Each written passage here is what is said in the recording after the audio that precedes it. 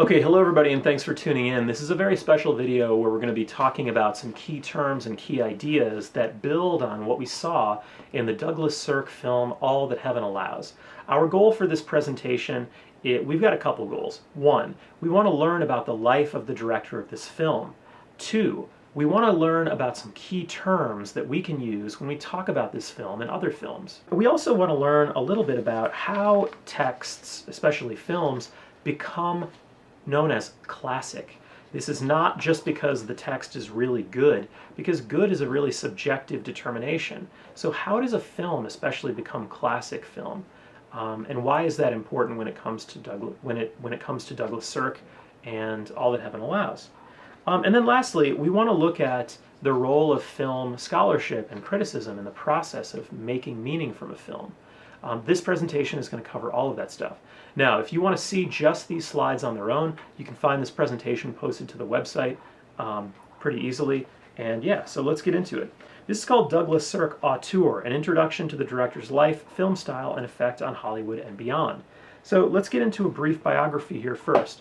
Douglas Sirk is an unusual American director. Now, he's German-born, but he lives in the United States for most of the time that he's working as a director. He makes a name for himself as a B-movie director.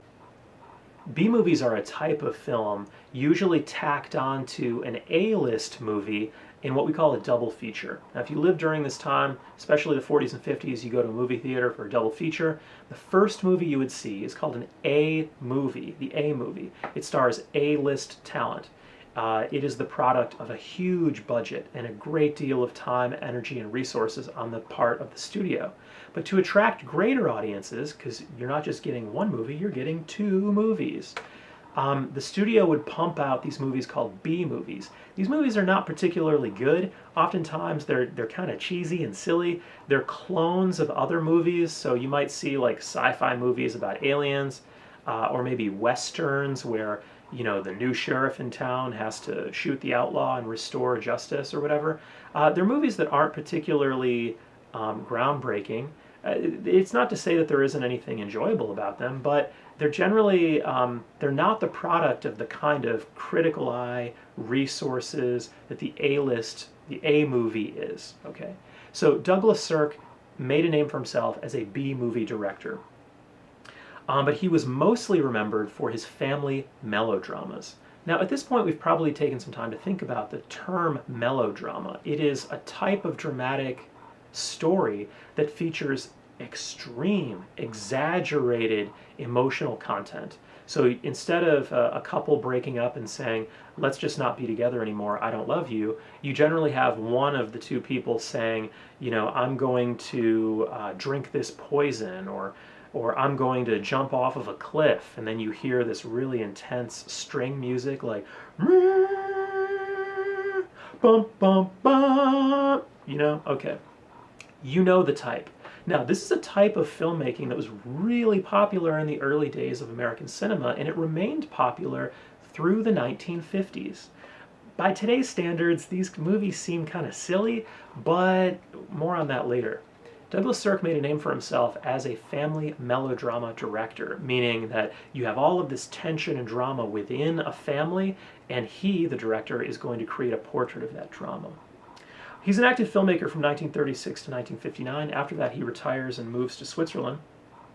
But most important about Sirk is that he has a cynical view of American culture and especially American values.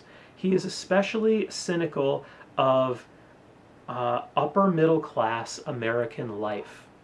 During his time in the United States, he observed a lot of people, especially upper middle class white people, who lived in these very kind of bigoted bubbles.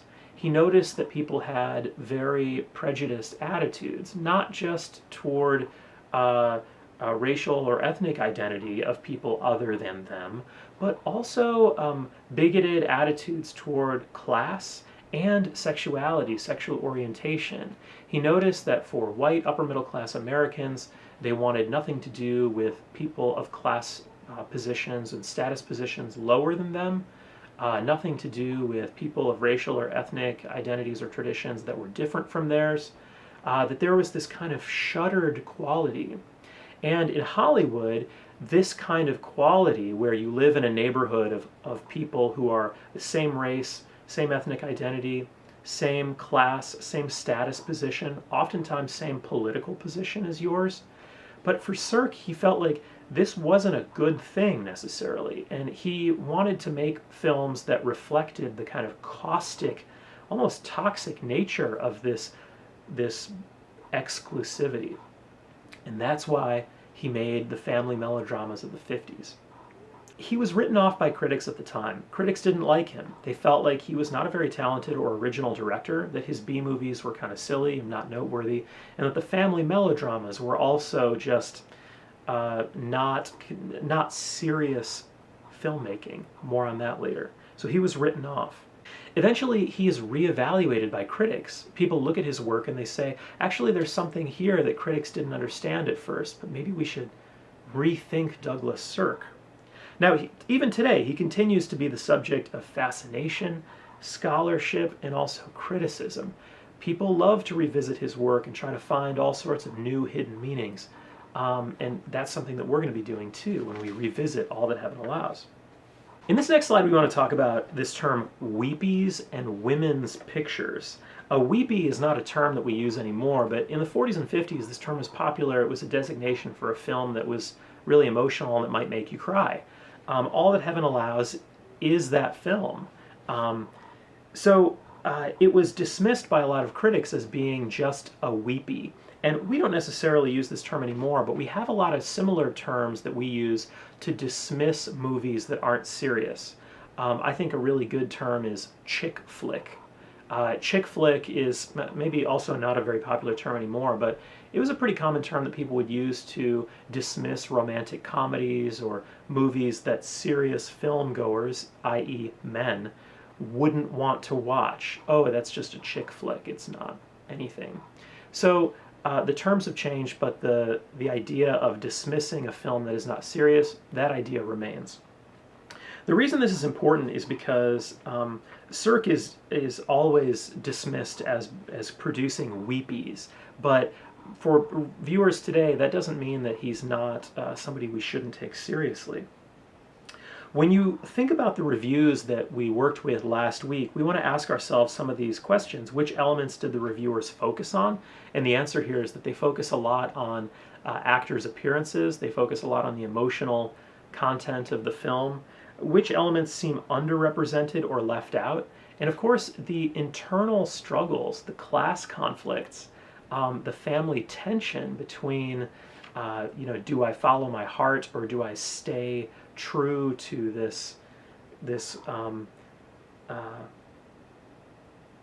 or do I stay true to the values of the people in my neighborhood? The really heavy stuff doesn't really seem to register with a lot of reviewers of the 1950s. And what is lost if we write this off as a generic women's picture, which is a term that people used as well, or a chick flick? What's lost is, I think, just personally, a really serious critique of, as Sirk says, of upper middle class white American values in the 1950s. That when we look at these characters, their lives are not happy. We especially look at Jane Wyman's character, and she seems so dissatisfied, so broken, but she can't leave this life that is in the process of breaking her. And that, I think, is tragic. But of course, that is not the angle that a lot of reviewers take when they think about this film. Instead, they just focus on other elements. So by dismissing it as a women's picture, as a weepy, you're really turning away from a very serious critique of upper middle class American life at this time. So how do we get to this point? We want to look at this critical turning point. Some of these we're going to gloss over, but this is really important stuff. In 1951, there is a magazine that is published in France called Cahiers du Cinéma. Now, my French is not very good, so if you're a French speaker, you're probably laughing to yourself right now. But this is a magazine that is published by not only film critics, but also people who make their own films. Now, this is really important because these critic filmmakers are not only writing about what the film seems to be about, but they're writing about the technical work of the filmmaker. And by 1967, we get this idea, this what we call the auteur theory. And this is invented by people who themselves are auteurs. Now, what is an auteur? An auteur is a very special type of film director whose fingerprint is unlike anyone else's cinematic fingerprint. We're going to talk more about this later, but yeah, more on this later. So this magazine comes out, and these people who are critics start to think to themselves, man, this guy Douglas Sirk making movies in America, he is onto something. Now, in 1971, after this auteur theory has been circulating in these magazines like Cahiers du Cinéma, a guy by the name of John Holliday interviews Sirk. And Sirk at this point is retired. He hasn't been making films for a few years, and John Holliday asks Sirk all sorts of questions about, how did you make your movies? Why did you make your movies? And Sirk decides that he is going to craft this story of his own work. In the story, he's going to say that American audiences and critics didn't understand what he was doing, that he wasn't trying to make a straight family melodrama, that he was intentionally making bad movies as a way to criticize Hollywood, the film industry, and American culture at large. Now, John Holliday publishes the interview as a book-length text, and he says of Douglas Sirk that he is a very sophisticated intellectual, a filmmaker who arrived in Hollywood with a very clear vision, leaving behind him an established career in German theater and film. Now, this is really interesting because in order to believe this, we have to believe Sirk. There are all sorts of questions that emerge. What if Sirk just wasn't really that good of a filmmaker? What if his actors weren't very good? I mean, when we see Rock Hudson in All That Heaven Allows, it's like there are moments that are just kind of cringy, right? For Sirk to say that he was doing this on purpose is a very funny, interesting kind of move, but we can never know for sure. Now, Sirk uses theater to justify his work.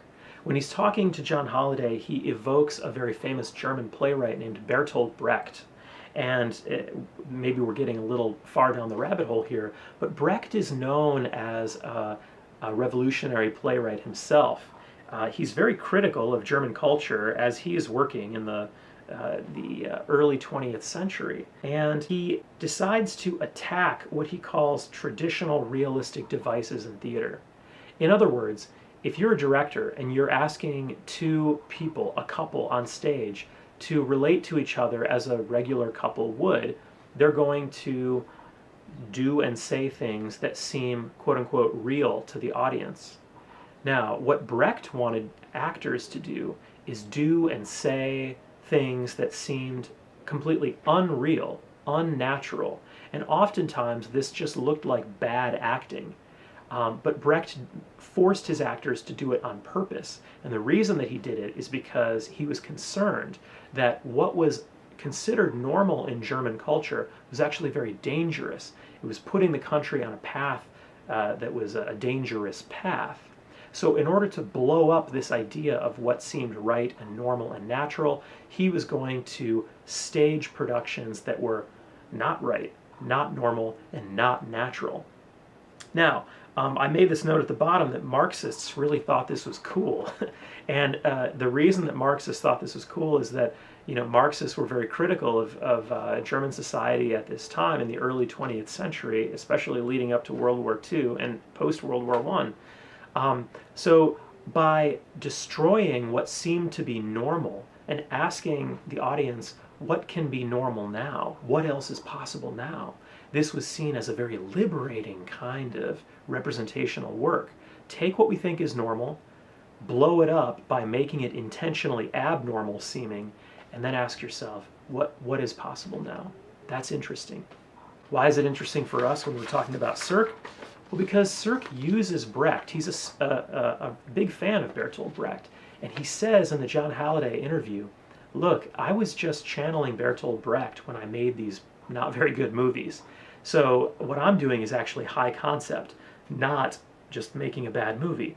Now, this is all really funny and interesting, but again, it's just one author talking about his own work. We have to trust him. You know, we have to trust Brecht, but we know that Brecht is just one voice, and we know that when we create meaning from something, we cannot always trust the author. When we finally reach a reevaluation of Sirk's work, you know, this, like we said earlier, it begins in the early 70s with Cahiers du Cinema's idea of the auteur theory finally taking hold. Directors looking back at Sirk and asking, what is it about these films that is so interesting to us? And then finally, the John Holliday interview. When we look at this reevaluation of Sirk's work, we know that we can't know the truth of the films. What the films mean is often influenced by cultural attitudes and trends in film scholarship, and these change over time. This approach can be frustrating, but it does ask us to work toward a new understanding of family melodrama. So, are these films bad? Or are they intentionally bad, which makes them interesting and perhaps even good? Or are they really good? You know, maybe the standards of the 1950s are not the standards today. And when we watch this film, we think, oh, this is a great film. The answer is that it's all of the above and more. We can't just read Douglas Sirk's art through the lens or through the perspective of Douglas Sirk. Now, how we reached this point is the topic of a different discussion, so we're going to skip over that.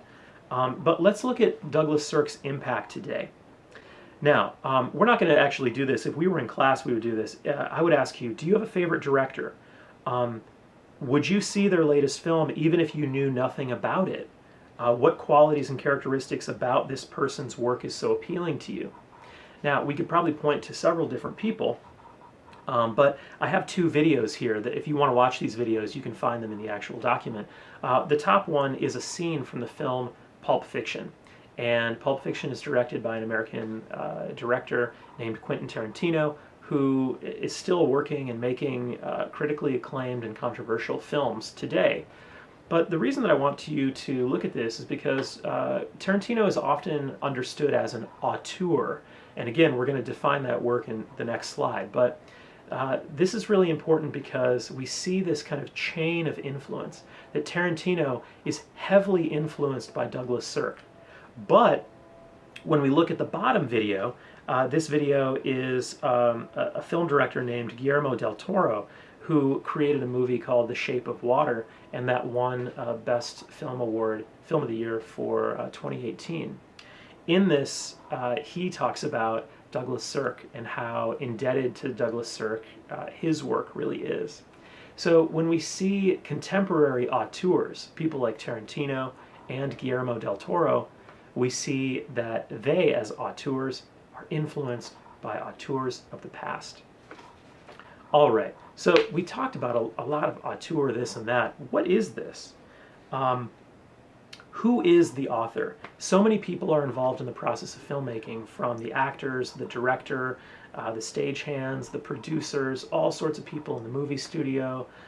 So who is the author here?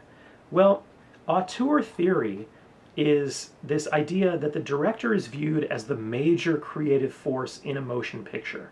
That when we say this is a Steven Spielberg film, we are acknowledging that Spielberg is the sole creative voice here, that his fingerprint creates this film. Now, we know that this isn't entirely true. There are so many people involved in the process of creating the thing, but we think of the author of the film, the auteur, as the person who's creating all of this content. Now, auteur theory begins in France in the late 1940s. It's a foundation of a later movement that we refer to as the French New Wave, which is maybe something that you studied in film studies. There are two main theoreticians. One, a French director named François Truffaut, and another French director named Jean-Luc Godard. Later, both of them became extremely important directors in the French New Wave. But before they were directors, they were film critics. So the auteur theory holds that the director who oversees all audio and visual elements of the motion picture is more to be considered the author of the movie than is the writer of the screenplay. In other words, such fundamental visual elements as camera placement, blocking, lighting, and scene length, rather than the plot line, convey the message of the film. Now, does that mean that every director is an auteur? Absolutely not. This term is something that we afford to people, filmmakers, who have a very unique and definitive style of filmmaking that is a sort of fingerprint that we recognize even if we don't see their name at the beginning of the film. We see a film and we say, oh, that is definitely a Quentin Tarantino movie, or that's definitely a Guillermo del Toro movie. Supporters of the auteur theory further contend that the most cinematically successful films will bear the unmistakable personal stamp of the director. Okay, by this point, we've talked a lot about the life of Douglas Sirk, about the role of the auteur, and about All That Heaven Allows as a straight family melodrama, but then also not a melodrama. What we want to think about now is this question of like, okay, well, if Sirk says that it's not really a melodrama, that he was making it, he was channeling the playwright Bertolt Brecht and making it intentionally bad, then if it's not melodrama, then what is it? What do you call it? This is where we introduce a new term that's very important to us, and this term is called camp. Now, camp is notoriously challenging to define, but we're going to look at some examples here, and maybe it'll help us out. This is not to be confused with camp like the place you go in summertime to ride canoes and sing songs around a campfire. That's a different type of camp. This camp is both an adjective and a noun, campy or camp, and it's a feeling of self-awareness that deals with exaggerated stylistic awareness, a kind of hyperbole that mocks and opposes high culture aesthetics, like seeing something as so bad it's good. Now, when we watched earlier this year the film They Live, that is a perfect example of a camp text. It is so silly, so cheesy, but it also reveals something that's kind of important about consciousness, right? About consumer culture, and about struggling to attain freedom, not just of your body, but of your mind. But it's also a campy text. It is aware of its own silliness, but it doesn't care. It just goes for it. Now, sometimes camp is understood as counter taste. You know, if you are working in an industry like the Hollywood film industry that has a set of values, a set of tastes, that in order to have good taste, you have to look a certain way or talk a certain way, be a certain way, have a certain set of qualities. Camp texts are going to take those values and qualities and turn them upside down on purpose. So, counter taste that represents an alternative to repressive cultural canons. This can appear in many different artistic modes, like pop art, music, TV, film, etc. Camp represents culture through a prism of kitsch without ever becoming kitsch itself. So let's rest here for a little while. What is the difference between camp and kitsch? Well, if camp exists on a scale, kitsch is going to be all the way at the end of that scale. It is something that is so distasteful, so exaggerated, so beyond what is culturally valued that it is seen as really bad. Now, not to say that it's bad like not valuable, but just completely against the cultural norms that might exist at this time. Camp is maybe something in the middle of that scale, where kitsch is just all the way. And the examples that you have here are from an artist named Klaus Oldenburg. It's a piece that he did called Bedroom Ensemble, where you just have a lot of these kind of tacky animal prints and big bright colors, and he designed as an artist something that would be a really funny bedroom set, and it would be placed in a museum alongside other, you know, high art pieces. This is campy, and I think some would say it's even kitschy. Another example of this, you can watch this film clip if you want. It's from a B movie called Johnny Guitar. It's a Western where people have like really bright colored shirts, and the language that they use is like really silly. And it's again, it's a campy B movie that knows that it's bad and doesn't care. And you can check that out if you want. Okay, so the next thing that we want to do is look at differing perspectives on camp. Not everybody agrees what camp is because it's kind of a fun, playful term. Sometimes for cultural theorists, looking at camp as something that is part of a larger community of gay actors or artists is a useful way to appreciate how camp can work in mass culture. Some theorists will say that camp is a way to participate in mass culture while exaggerating the ways in which it defines gender. It's a tactic aimed at calling out what we call heteronormativity, this notion that what is normal is something that is inherently heterosexual, and if something is not heterosexual, it is abnormal. So how do you compete with these kinds of values? You create campy texts where ideas of gender norms are amplified and shaped and morphed in different ways. It's a tactic aimed at calling out heteronormativity. It produces a host of sexual spectacles for the enjoyment of a community whose own sexuality lies outside mainstream social convention.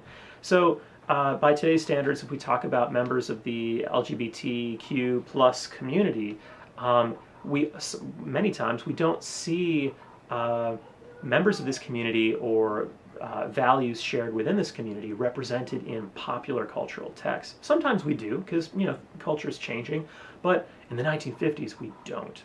So when we look at this sketch, I posted this SNL sketch where Chris Pratt is he works in an auto garage and things quickly go off the rails. And I posted this because I think it's an excellent example of camp doing this work. If you've never seen this before, you can find it linked in this presentation, or you can just Google search SNL Auto Shop and it will come up. But it's a great example of camp being used in this way. Now, for literary theorists, especially people like Susan Sontag, she links camp and intellectualism by highlighting its usefulness as a tool to grant camp's practitioners a kind of cultural power. Now, that's kind of difficult to understand, but another way of thinking about this is to say, if you are a marginalized voice, if your values are not the values shared by kind of mass American culture, you can use camp as a way to give yourself power.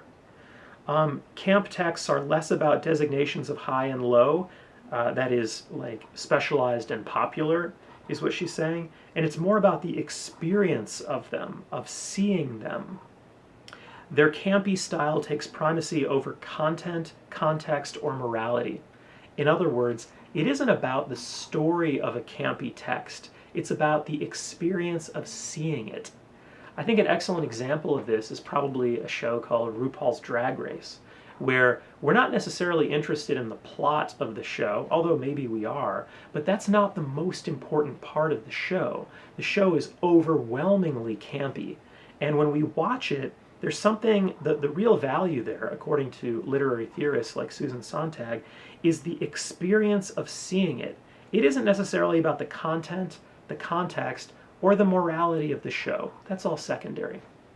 Now, again, there's no one true definition of camp. It's this really hard to nail down idea, but we look at these two definitions as a way into this bigger conversation about all that heaven allows as a camp text. When we think about the show, when we think about the film, when we think about the struggles that the characters face, female characters struggling to get married or always under pressure to be in a heterosexual relationship, when we think about Rock Hudson kind of rejecting those norms, and then also Rock Hudson as a closeted gay man in real life who was closeted his entire life, Douglas Sirk knew this, and when he cast Rock Hudson in this role, what he was doing was this was just another way to subvert heteronormativity in American culture in the 1950s. He didn't have to do it by allowing Rock Hudson to be in a gay relationship. You never could have done that in the 1950s and had a major motion picture studio produce that film. So Sirk is doing everything he can to make this a campy film, while still staying within the limitations of Hollywood at this time. Now, The last thing that we want to think about is the canon. This is a term that we use this term to talk about a body of books, narratives, and other texts considered to be the most important and influential of a particular time period or place.